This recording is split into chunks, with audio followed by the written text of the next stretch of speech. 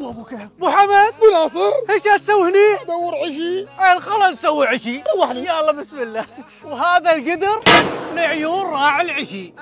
نضيف الزيت وحط عليه البصل، والحين نضيف الثوم ونحبس اشوفن صغار. هذيلا سمان. عدهن. يلا يا ريحتن. ونحمس ونضيف معجون الطماط، بهارات مشكلة وملح وليمون، ونضيف الماي. نرفع السمان بعد ما استوى على صينية الفرن حالكون علشان نشل الفرن يتحمر شويتين. ولين ما يتحمرن بنضيف عيشني. طبختنا باستخدام صلصة معجون طماط مجان، بتلقونها في كل دكان. وهذا شكل النهائي ما شاء الله تبارك الله. أنا باخذ ذي وعصر لي. يلا حبابيني، وبسم الله. بسم الله. Very very nice.